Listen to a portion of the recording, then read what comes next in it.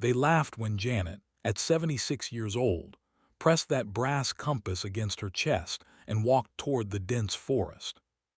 Her neighbors said age had finally won, and the mining company's lawyers were taking bets on how long a crazy old woman would survive alone in those mountains. But what none of those arrogant men realized was that Janet was not lost.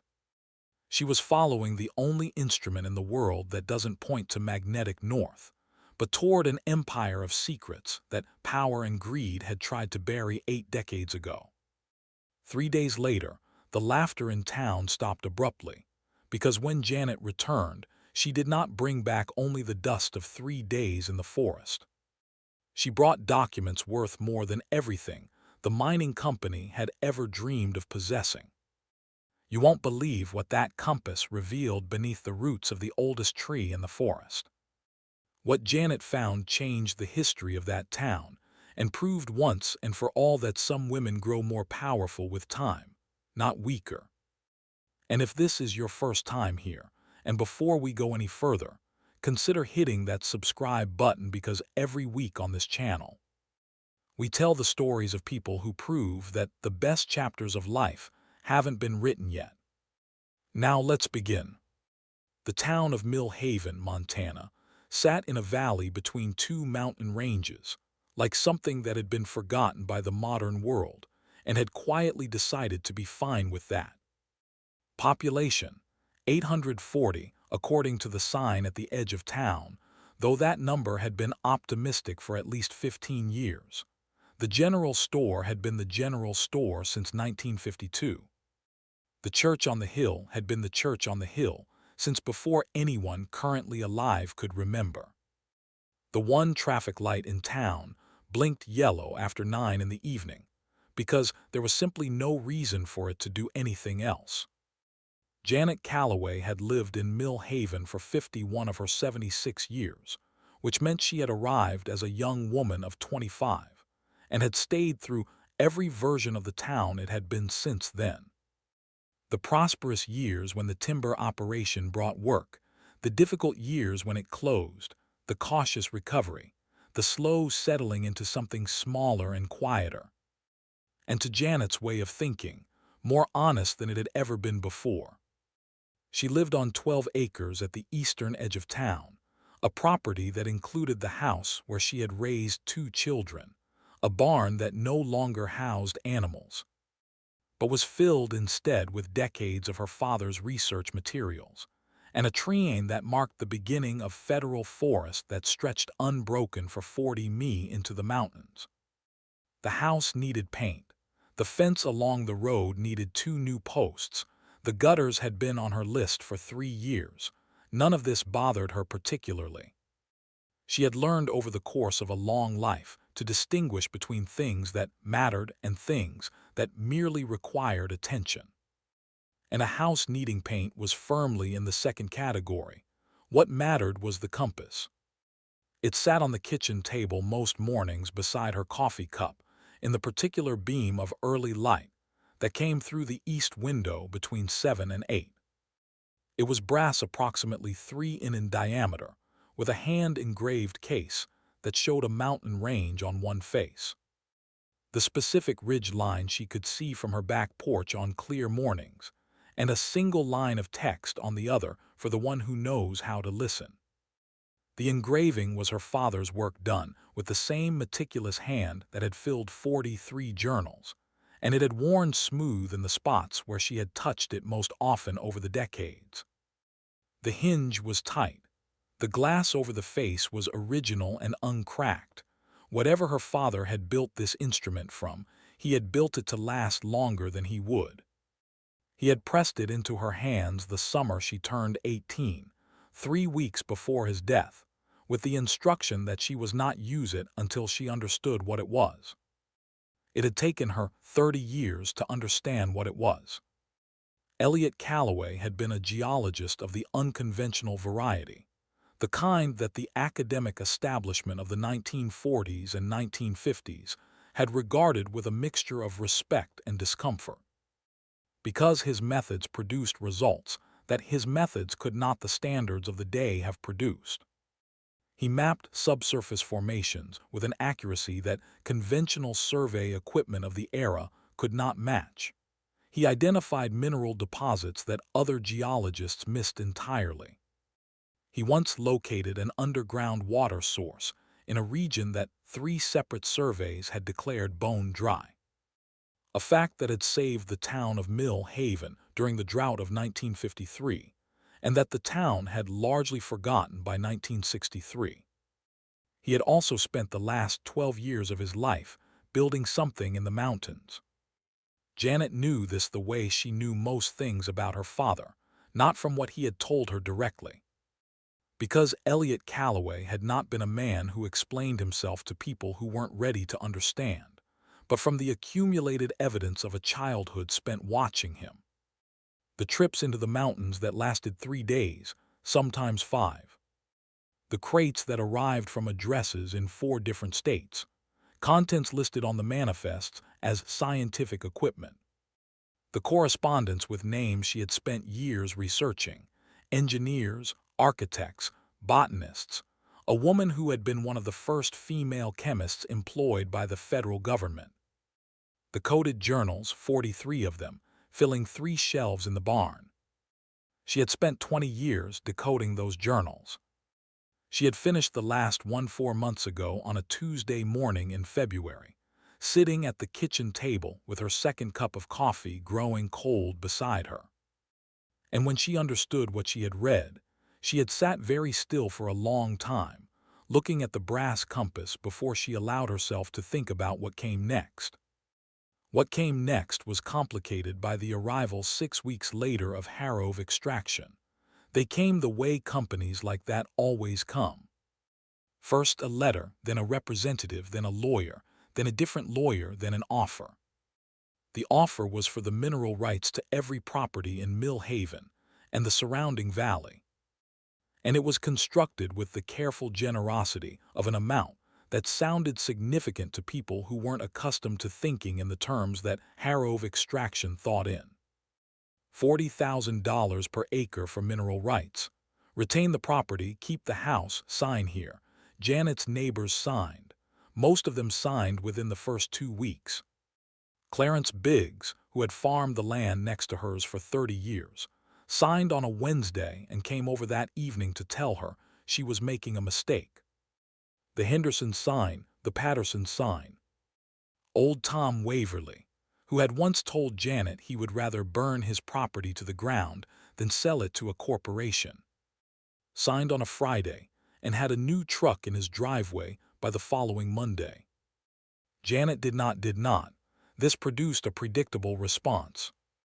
The first lawyer, a man named Briggs, who wore suits that cost more than most Mill Haven residents made in a month, visited 3 times with incrementally larger numbers and incrementally less patience. The second lawyer, a younger man named Preston Cale, who had the particular energy of someone who had been told he was exceptionally talented too many times, visited twice with language that edged carefully toward legal threat without quite arriving there. The representative from corporate, a woman named Donna Whitfield, who had the smooth impenetrability of someone who had been trained to seem reasonable while being entirely inflexible, visited once and left Janet a folder of materials that Janet read carefully and then placed in the recycling bin. Through all of this, Janet was polite. She offered coffee, she listened.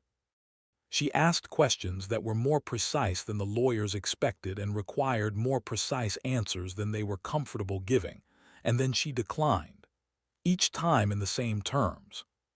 She was not interested in selling, and she wouldn't be changing her mind. The laughter started somewhere around the 3rd visit. She heard it first from Preston Cale, who made a remark to someone on his phone as he was getting into his car. Something about the stubborn old bird that he clearly thought she couldn't hear from the porch. She was 76, not deaf. She heard it from Clarence Biggs, who had taken to stopping by with a frequency that was less about neighborliness than about the $500 referral bonus Harrow was apparently offering to anyone who brought in a holdout. She heard it from her own grandchildren, That last one was the one that required the most careful management. Daniel and Cora were her son Michael's children, 28 and 25, respectively. Both living in Billings. Both carrying the specific impatience of young adults who have decided that their elders' resistance to practical reality is a form of stubbornness rather than a form of knowledge. They drove up on a Saturday in April with the barely concealed agenda of people who believe they are being helpful while pursuing their own interests, and sat at her kitchen table with the brass compass between them on the surface, and said things like, "Grammy, we're worried about you, and this is a real opportunity, and the property is worth more with the mineral rights sale than without them. And you know the house is going to need a lot of work." Janet listened to all of it. She looked at her grandchildren, Daniel with his father's jaw and his mother's nervous energy, Cora with the quick intelligence that had always been there, and that Janet had always trusted more than Cora trusted it herself. And she felt the complicated love of a person who sees both what someone is and what they could be if they were given the right kind of room to grow. "I appreciate you coming," she said when they had finished. "I know you made a long drive, Grammy," Daniel started. "The compass isn't for isn't," she said.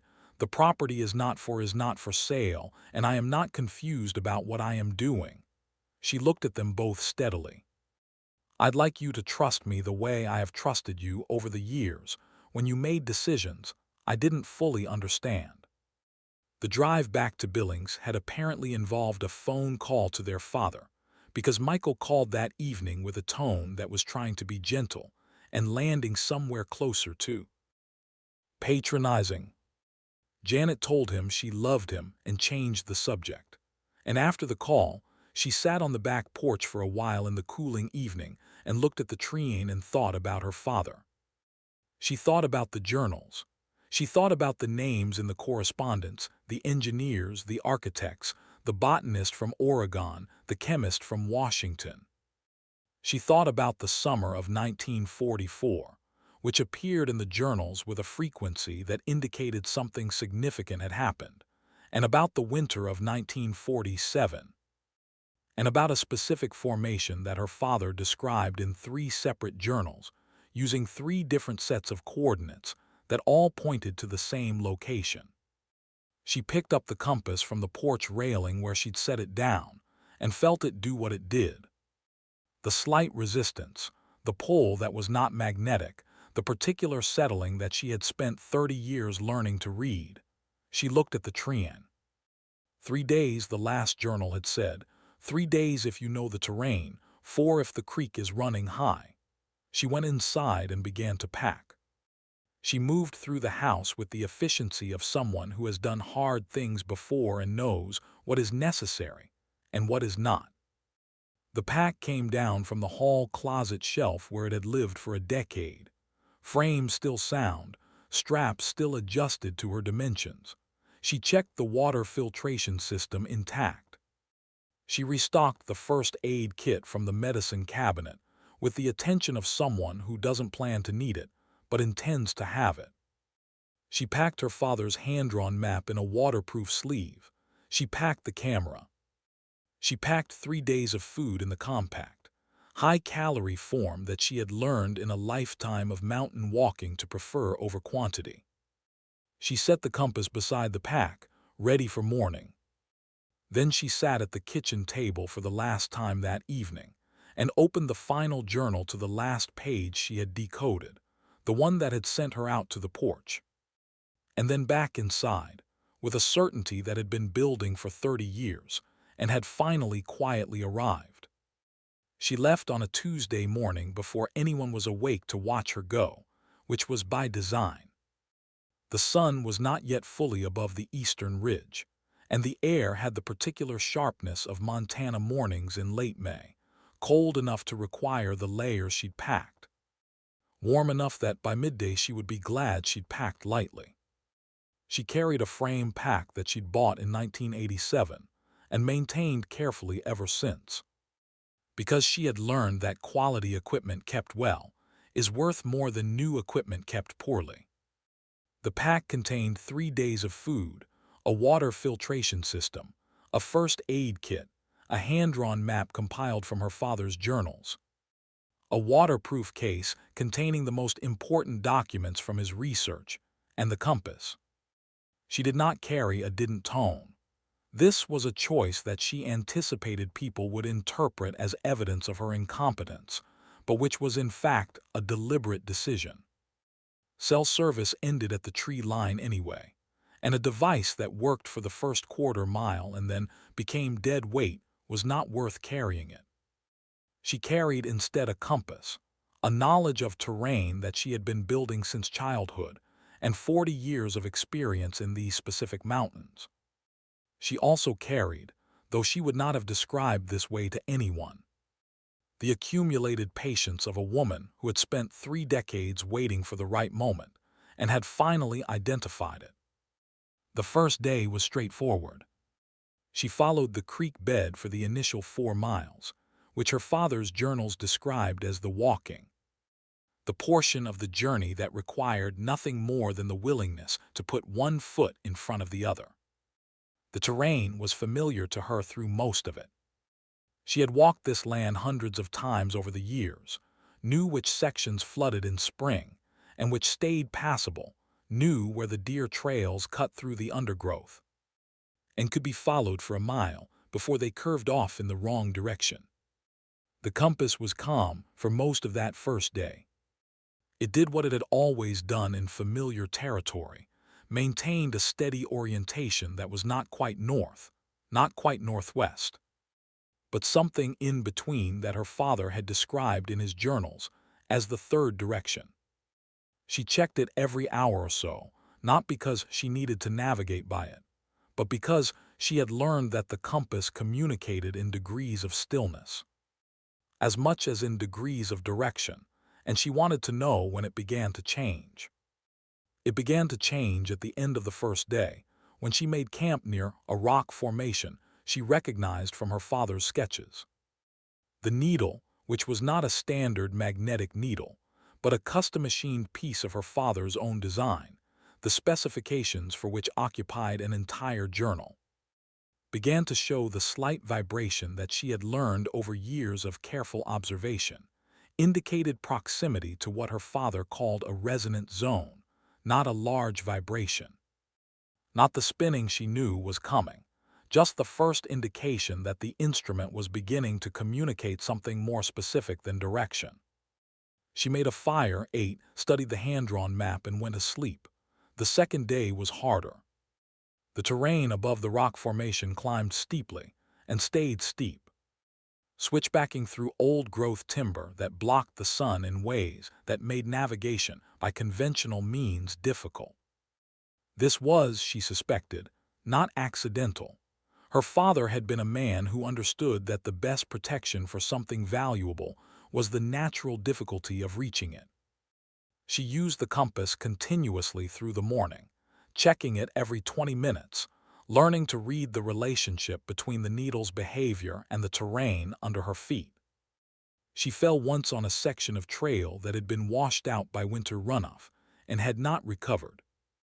She caught herself on her hands, assessed the damage, scraped palms, bruised knee, dignity intact, and kept moving.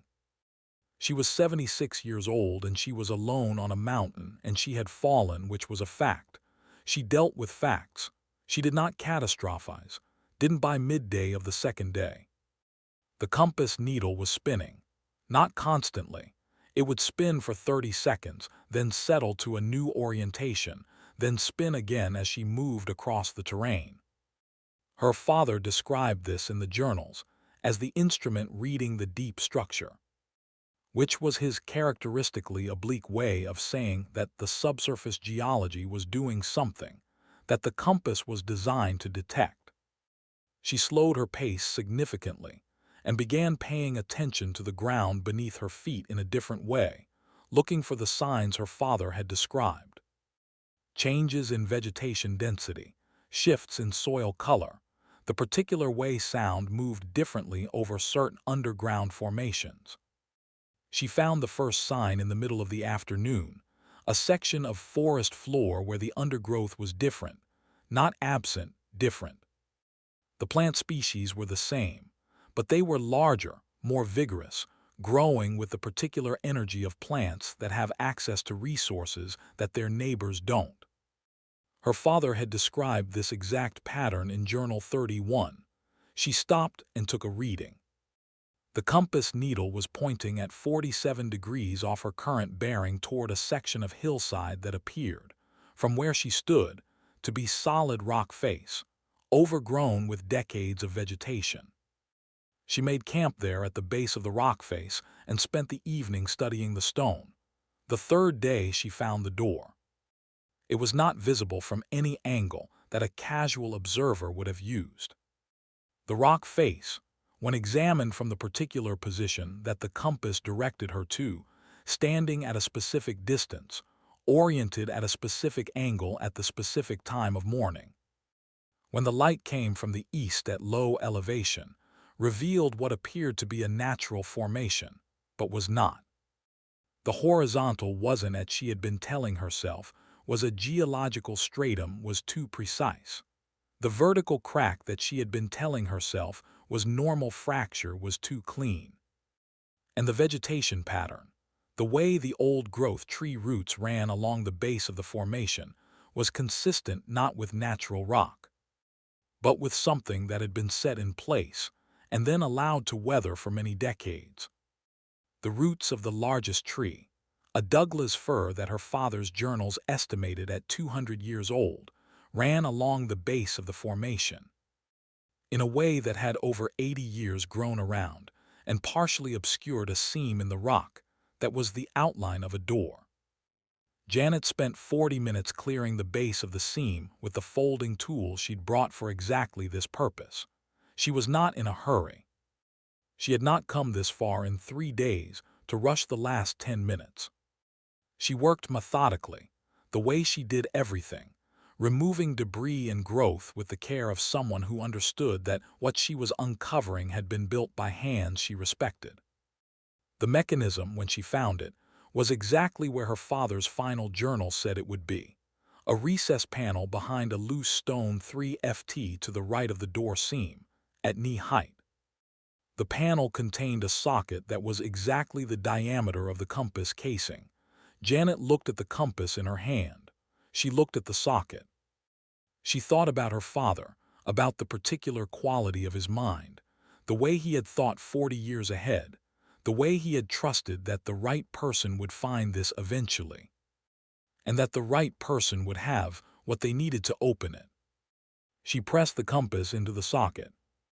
There was a sound, deep mechanical, the sound of something that had been waiting a very long time, being asked to do what it was made to do, a series of clicks, deliberate and sequential, like a combination lock working through its sequence. Then a release of air that was not dramatic but was unmistakable, the pressure differential of a sealed space opening for the first time in decades. The door swung inward on hinges that moved smoothly despite 80 years of disuse, because her father had engineered them to last, and had used materials that the standards of the 1940s did not commonly use, and that she had spent years identifying from his journal descriptions. The air that came out was cool and dry, and carried a smell that she could not immediately name. Couldn't lightly metallic with something underneath it that reminded her of the inside of the old county library when she was a child, the smell of preserved things. She took a flashlight from her pack, held it in front of her, and stepped inside. The passage ran downward at a gentle grade for approximately 30 ft before opening into something that stopped her entirely. She had prepared herself intellectually for what her father's journals described. She had read the descriptions carefully, cross-referenced the measurements, constructed a mental model of the space based on 43 journals worth of documentation. She believed she understood what she was walking into. She had not, it turned out, understood at all. Reading about it was not the same as standing inside it. The chamber was large. Her father's journal said 60 ft by 80, and standing in it, She believed that now in a way she had not quite believed it before. The ceiling was reinforced concrete arched, in a design that distributed load in a way she recognized from the structural engineering journals he'd referenced. The walls were lined with what appeared to be a combination of storage shelving and equipment bays, most of them sealed behind glass panels that had kept their integrity across 8 decades. The floor was smooth and clean and dry. The air fed by a ventilation system that was still operating on the passive airflow design her father had engineered was remarkably fresh, and it was not empty. The storage bays held what her father's journals had described as the primary archive. The accumulated research of a group of 12 scientists, engineers, and specialists who had spent 8 years working together toward a specific goal. She walked the perimeter slowly, flashlight moving across sealed containers labeled in her father's handwriting, and in other handwriting she didn't recognize. Seeds, thousands of them sealed in conditions designed for century-scale preservation, soil samples from regions her father had mapped, water samples, rock samples, chemical compounds whose formulas occupied 3 full shelves of documentation. But it was the technical archive that held her longest. Her father's group had been in the nomenclature of their era, working on what they called recovery infrastructure systems, designed to function after a catastrophic disruption to normal civilization. Not weapons, not military technology. Infrastructure, water purification systems designed to operate without external power. Soil restoration techniques for land that had been damaged by industrial extraction. Seed preservation methods. Structural designs for buildings that could be built from locally available materials with minimal equipment. The work of people who had looked at the world in 1944 and asked not how do we win, but how do we rebuild if everything goes wrong. Some of it was the technology of its era, dated superseded by subsequent decades of development, but some of it was not. Her father's work on WHHE called resonant extraction, using the natural electromagnetic properties of certain mineral formations to generate usable power, occupied 11 of the 43 journals and had been her most difficult decoding project. Standing in the chamber with his original equipment in front of her, she understood it in a way she had not understood it from the journals alone. It was not the technology that had superseded this work. It was the economics. His approach required no external fuel source, no combustion, no byproduct extraction. It was in the terminology that had not existed in 1944, but that she knew well now, a clean energy system derived from naturally occurring geological phenomena. The patents, her father's and those of his collaborators, 11 of them, were in a sealed case on the center table. She had known they would be there.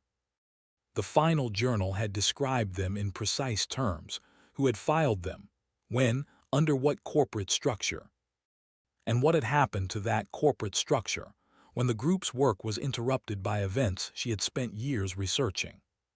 She sat down on a wooden chair that was still solid after 80 years and read the documents by flashlight for 2 hours. The chair was pine mortise and tenon construction, the kind that was built in an era when furniture was made to outlast its owners. It didn't creak. The table it sat before was the same.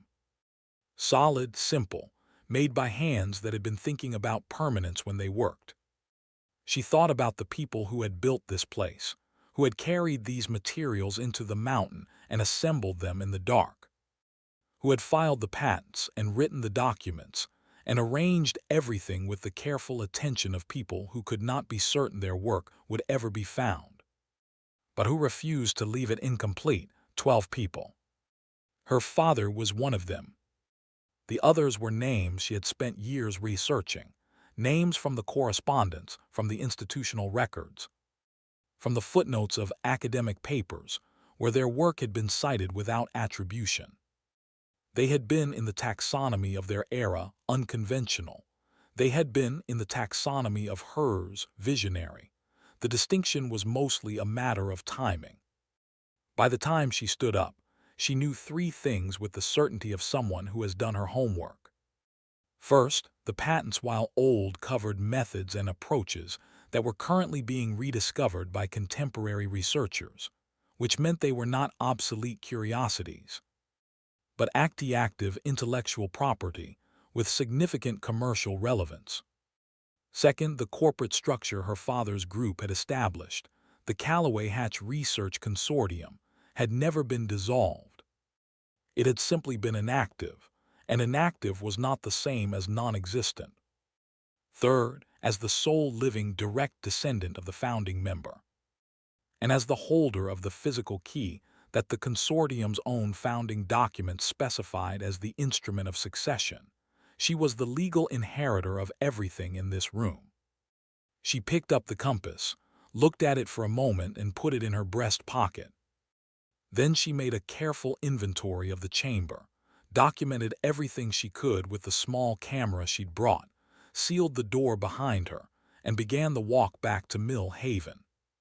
She was not in a hurry. She had waited 30 years. She could wait 3 more days. She came out of the forest on a Friday morning, which was not planned, but was, she thought, after was appropriate. Friday being the end of something and the beginning of something else. A threshold day. Preston Cale's car was in her driveway. She observed this from the tree without moving for a moment, taking in the scene. The silver sedan. The man in the expensive suit standing on her porch with the specific impatience of someone who believes their time is more valuable than the time of the person they are waiting for. She recognized the posture. She had seen it 3 times before. It communicated a certainty about the order of things that she had spent 76 years quietly declining to confirm. She walked across the field toward the house. He saw her when she was about 50 yards out and straightened up with an expression that moved through surprise, then relief, then something that settled into the particular condescension of a man who has been made to wait and intends to make that felt. Mrs. Callaway. He came down the porch steps toward her. Your family has been very concerned 3 days with no contact. Good morning, Mr. Cale, she said. She walked past him and up the steps and opened the front door. Would you like coffee? She could hear him recalibrating behind her. She had found over the years that the simple act of behaving as though the situation were entirely normal was the most disorienting thing she could do to a person who had arrived expecting drama. She set her pack down, washed her hands, and put the kettle on. Preston Cale came inside and stood in her kitchen with his briefcase in his hand and his script slightly misaligned. Harrove has authorized me to present a final offer, he said. It's substantially higher than the previous. I don't need coffee myself, she said. I have everything I need, but you're welcome to a cup. He stared at her. Mrs. Callaway, this is a final offer. After this point, the company will be pursuing legal avenues to Mr. Cale. She turned to face him. She was 5'4" and tall and 76 years old and had dirt on her boots from 3 days in the mountains. And she looked at him with the eyes that her grandchildren called steel gray, and that she had inherited from a father who had built an empire in a mountain and waited 40 years for someone he trusted to find it. I'd like you to leave my property, please. I'll be in touch with you very shortly through my own legal representative. Your legal, he blinked, Mrs. Callaway, with all due respect, I don't think you understand the complexity of I understand the complexity quite well, she said, better, in fact, than you do at this moment. I have had a productive week. I have things to attend to. Please, she held the door open. He left, and she could see in the set of his shoulders the specific frustration of a man who had lost a confrontation he had not realized he was in. She closed the door and called her daughter-in-law, who was an attorney in Helena and whom she had trusted for 30 years. She spoke for 22 minutes. She described precisely and completely what she had found and what she understood its legal status to be. Her daughter-in-law was quiet for a moment at the end of this recitation. Then she said, "Janet, I'm going to need to make some calls." "I know," Janet said. "Take your time, I'm not going anywhere." The calls took 11 days. During those 11 days, Janet continued her life in Mill Haven with the unperturbed consistency that had always characterized her, tending the garden, reading, walking the property line each morning with the compass in her pocket. The Harrow representatives appeared twice more, once with a larger number, once with what she interpreted as a veiled suggestion that her mental competence might be called into question if she continued to resist. She documented both visits carefully, dated and timed, as her daughter-in-law had instructed. Daniel and Cora drove up again on the second weekend, this time with their father.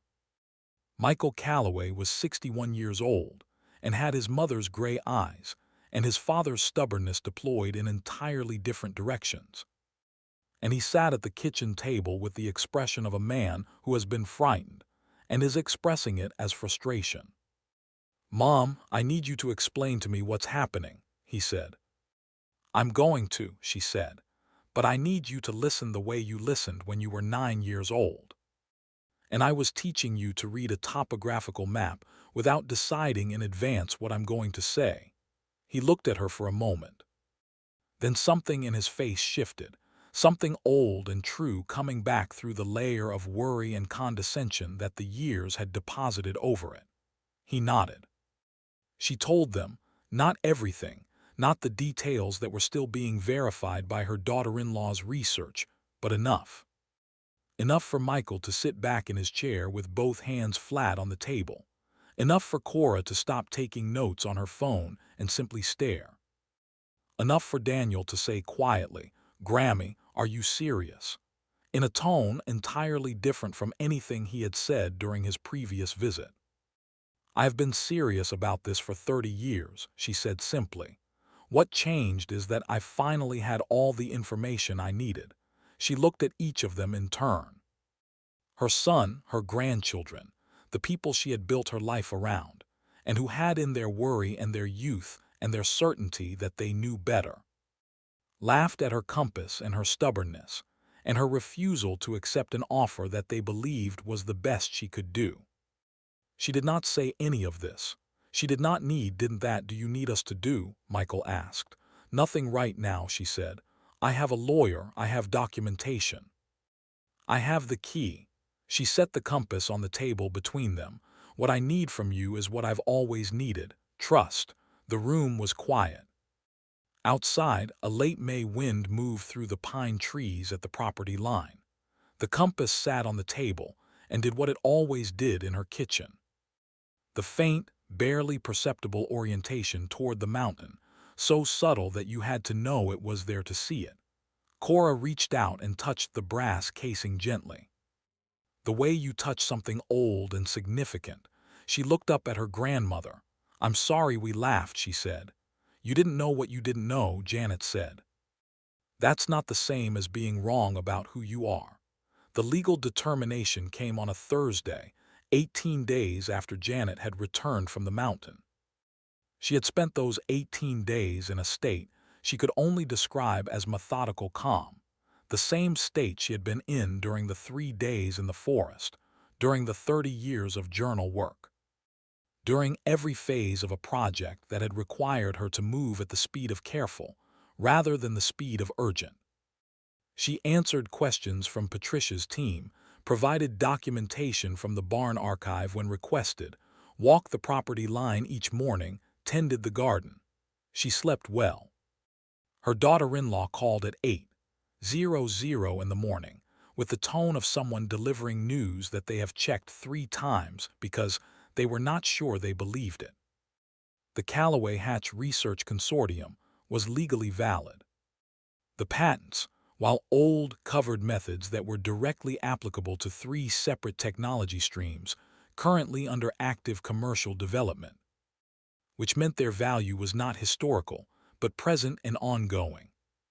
The physical assets in the chamber, including the archive, the equipment, and the seed collection, constituted a collection of significant scientific and agricultural value.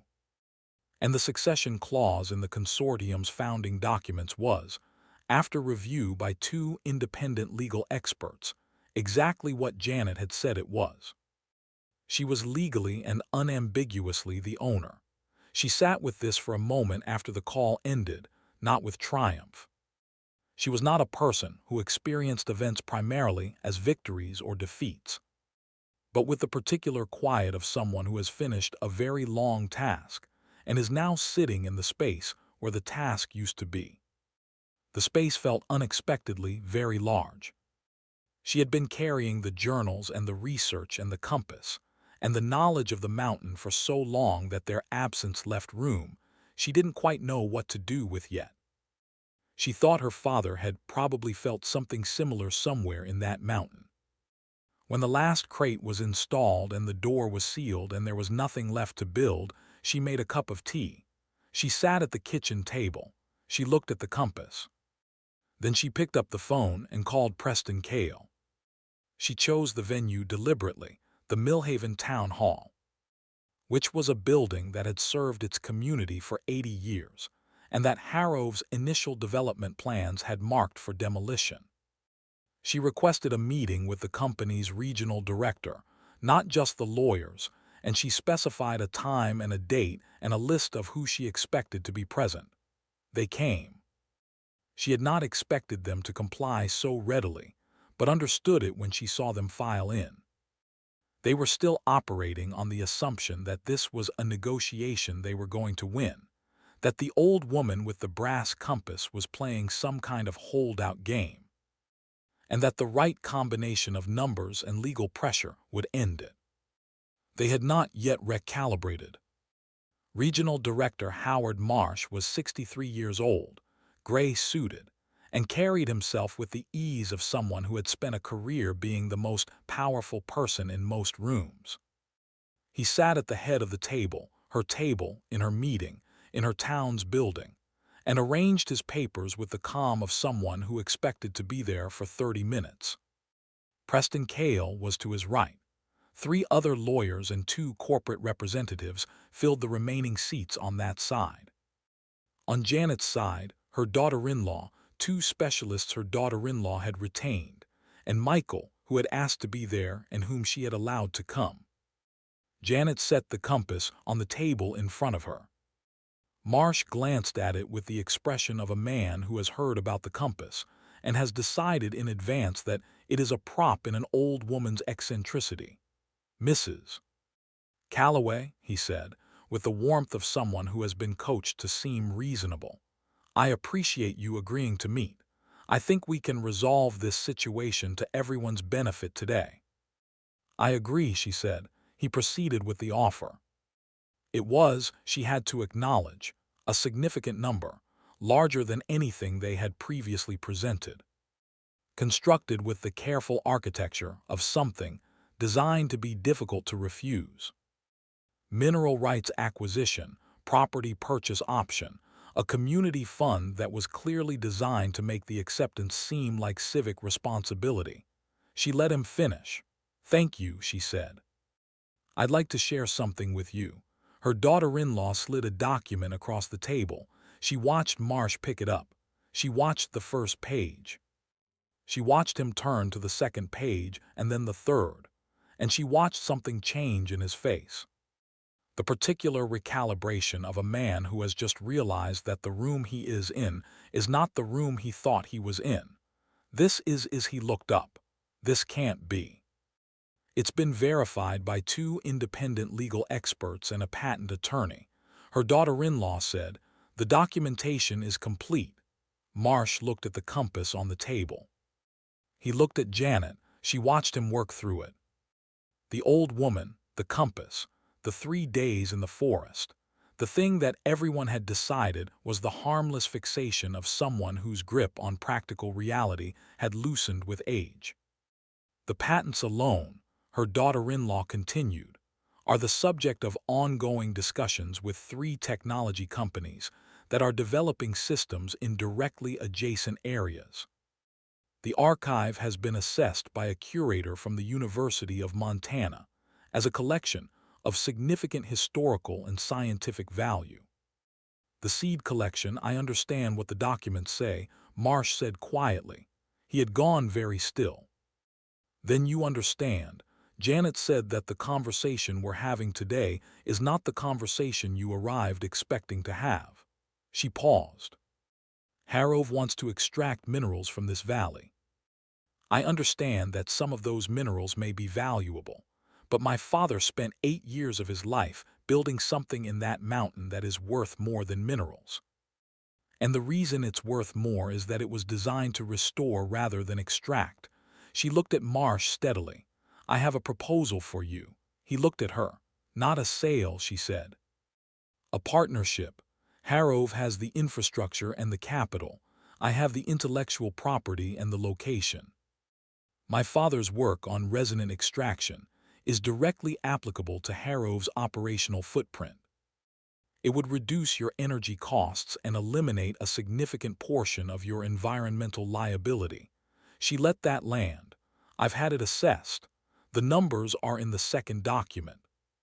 He picked up the second document. The room was very quiet. Preston Cale was looking at the table.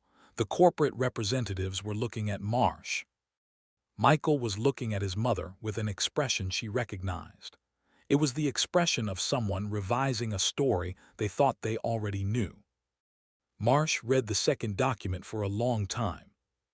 Then he sat it down and looked at Janet Calloway, 76 years old, 54 in. With the brass compass on the table in front of her, and the steady eyes of a woman who had spent 30 years preparing for this conversation. And he said, what kind of partnership? The agreement took 4 months to finalize. Janet's daughter-in-law negotiated with the patience and precision that had made her one of the most respected attorneys in Helena. And Janet participated in every session, asking the questions that needed to be asked and declining the terms that needed to be declined, and accepting the terms that served her purposes. Harrow's legal team was professional and thorough, and ultimately she thought somewhat relieved. The technology her father's consortium had developed was genuinely valuable to them. And a licensing agreement was a considerably cleaner path than the extraction and demolition plan they had arrived in Mill Haven with. The agreement, when it was signed, contained several elements that had not been in Harrow's original plans. The Mill Haven properties that had already sold their mineral rights, Clarence Biggs Farm, the Henderson Place, the Patterson land, were included in a community stewardship framework that ensured a percentage of the licensing revenue would fund a land restoration program. Old Tom Waverly, when he heard about this, showed up at Janet's door on a Saturday morning and stood on her porch and said, I shouldn't have sold, in the tone of someone stating a fact rather than asking for absolution. Janet made him coffee and agreed, and they sat for an hour talking about the valley as it had been and as it might still be. The chamber in the mountain was professionally documented and sealed, with the university team from Missoula handling the archival work. The seed collection was transferred to a preservation facility, with the condition that a portion remain accessible to local farmers, a condition her father had specified in his journals, and that she insisted on over 3 rounds of negotiation. The resonant extraction technology, her father's life's work, the 11 journals, the decades of experimentation, entered a development partnership with Harrove and 2 technology companies that her daughter-in-law had identified during the patent research. It would take years to reach commercial implementation. Janet had made her peace with that. Her father had built for the long term, and she had inherited that quality without fully knowing it, and she was not going to stop. Now, what changed in Mill Haven happened more quietly than the dramatic reversals of fortune that stories are sometimes made of. But it happened. The demolition plans were withdrawn. The development footprint was reduced to a fraction of the original proposal. The community fund, negotiated to a specific and enforceable structure, rather than the vague gesture it had originally been, began its first round of disbursements in November. The sign at the edge of town still said 840, but the people who read it now included for the first time in 15 years 3 families who had moved in rather than out. Janet walked the property line each morning, as she had for 50 years. The compass was in her pocket, as it had been since her father placed it in her hands when she was 18, and told her she would know what it was when she was ready. She was not always sure what she had been ready for: the journey, the discovery, the negotiation, or the discipline of being a person who does not mistake other people's certainty for truth. On a morning in early October, 6 months after the agreement was signed, she was walking the eastern edge of her land when she heard footsteps behind her. The sound was familiar, in the way that the sounds of people you love are familiar. There is a rhythm to how a specific person moves that you carry in your memory without knowing you're carrying it, and you recognize it before you recognize anything else about them. She turned to find Cora, who had driven up from Billings without calling ahead, wearing hiking boots and carrying 2 cups of coffee. She was dressed for the weather in a way that suggested she had thought about it beforehand. Practical layers, the right kind of jacket for October mornings in Montana, and there was something in her posture that was different from the last time Janet had seen her. Something settled, something that looked from a distance and then up close, like a person who had done some thinking and had arrived somewhere on the other side of it. "I thought you might want company," Cora said. Janet looked at her granddaughter, 25 years old, with the quick intelligence that had always been there, and something else now, something that had come in over the past months. A quality of attention that was different from before, more patient, more willing to sit with what she didn't know rather than filling the space with what she did. "I do," Janet said. They walked together along the fence line toward the tree line in the early October morning, with the mountains visible to the east in the particular clarity that Montana produces after a night of rain. The compass was still in Janet's pocket, oriented as it always was toward the mountain and whatever was in it. "Grammy," Cora said after a while, "the compass, did you always know what it was when you were my age?" "No," Janet said, "I knew it was important. I didn't know what it was for." She paused. "Some things take time to understand. The mistake people make is thinking that not understanding yet means it isn't worth understanding." Cora was quiet considering this. "Dad said you spent 30 years decoding the journals," she said. "I did. Didn't that feel, I don't know. Didn't it feel like a long time to wait?" Janet looked at the tree, at the mountains behind it, at the sky above. That was the specific blue of early October at altitude. She thought about her father, about the journals, about the summer of 1944 and the winter of 1947. And the small compass pressed into an 18-year-old girl's hands, with the instruction that she would know when she was ready. "It felt like preparation," she said. "There's a difference." They reached the corner of the property and stood for a moment, looking east into the forest toward the mountain. The compass in her pocket was still. It had done its work. It was resting. "What does it feel like now?" Cora asked. Janet thought about the question with the seriousness it deserved. "It feels like the beginning of something," she said. "It usually does when you finished something difficult." She looked at her granddaughter, at the young woman who had driven 3 hours without calling and brought coffee, and asked the right questions. Who was Janet thought more ready than she knew. "Keep walking with me," she said. Cora fell into step beside her, and they walked east together into the October morning, toward the tree and the mountain beyond it. And everything that was still, even now, waiting to be understood. If you have ever been laughed at for knowing something that other people weren't ready to see, if you have ever carried something valuable in silence, waiting for the moment to be right, if you have ever been told that your time has passed, when in fact it had not yet fully arrived, this story belongs to you. because Janet's compass did not point north. It pointed toward the truth that patience and knowledge, and the refusal to be defined by other people's limits, will always eventually take you somewhere extraordinary. Share this with someone who needs to be reminded that wisdom is not a consolation prize for getting older. It is the destination. This community understands that, and we are so grateful you walked this road with us today. We'll see you in the next.